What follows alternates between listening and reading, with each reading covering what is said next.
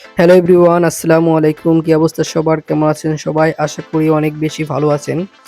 তো আজকে শুক্রবারের নামাজটা শেষ করে বেরিয়ে পড়লাম সিরাজগঞ্জের উদ্দেশ্যে আমি এবং আমার সাথে আছে আমার চাচাতো ভাই ইব্রাহিম।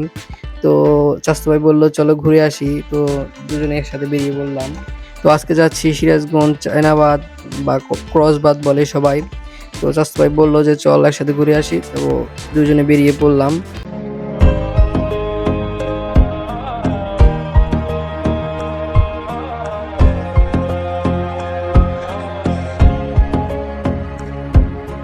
मैंने रोया तुझे ढूंढ ढूंढे रोया था मैं तू ना मिला गहरी सी इन रात में सोया ना था मैं रोता था तेरे याद में वो ही रात मैंने भूला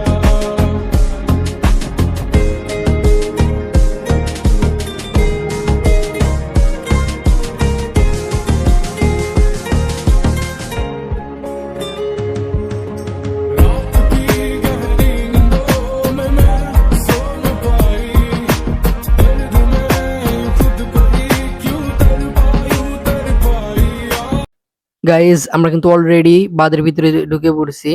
তো বাঁধের রাস্তাটা আপনারা দেখতেই পাচ্ছেন কতটা সুন্দর, সাইডেই যমুনা নদী। তো যমুনা নদীর তীর ঘেঁষে আসলে এই বাঁধটি তৈরি করা হয়েছে, কারণ এই বাঁধটির কারণে আসলে সিরাজগঞ্জের শহরটি টিকে আছে। সিরাজগঞ্জ তথা সিরাজগঞ্জের আশেপাশের যে উপজেলাগুলো আছে এই বাঁধটির কারণে টিকে আছে। আপনারা যারা বাইরের জেলা থেকে ভিডিওটি দেখছেন অবশ্যই এই সিরাজগঞ্জ চায়না বাঁধে আসবেন। এখানে আসলে আপনারা বুঝতে পারবেন এর সৌন্দর্যটা উপভোগ করতে পারবেন। এটা কতটা সুন্দর, এখানে না আসলে আসলে বুঝতে পারবেন না। আসলে অনেক সুন্দর। मैंने रोया तुझे ढूंढ ढूंढे रोया था मैं तू ना मिला गहरी सी इन रात में सोया ना था मैं रोता था तेरे याद में वो ही रात मैंने कभी ना सोचा तुझे बस रोया यूं ही खुद से यूं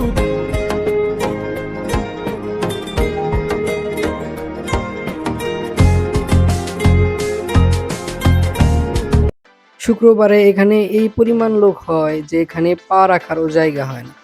তো আজকে এই শুক্রবারে লোক খুব একটা ছিল না, মোটামুটি কমই ছিল।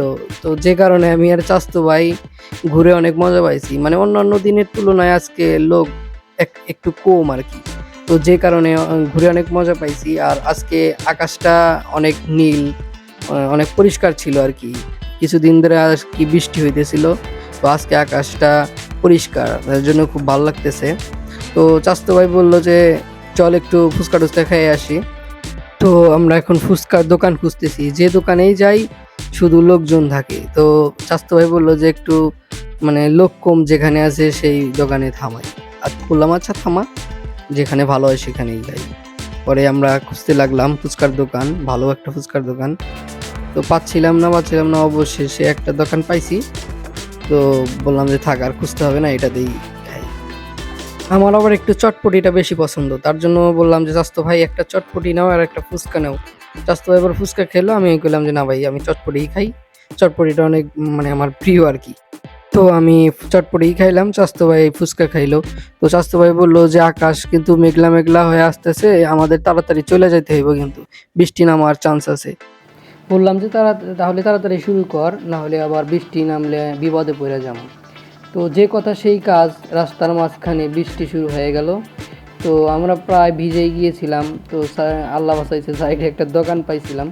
তো দোকানের চালা নিয়েছি আর কি, দুইজনে দাঁড়াইলাম একটু। তো প্রায় আধা ঘন্টা 1 ঘন্টার মতো বৃষ্টি নামতেই ছিল।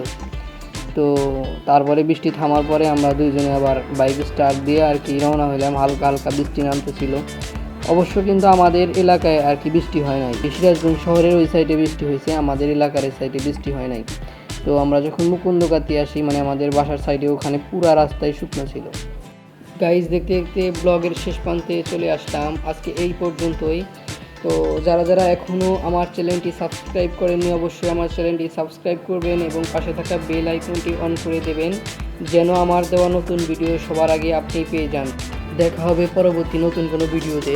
ধন্যবাদ সবাইকে, সবাই সুস্থ থাকবেন। Thank you guys.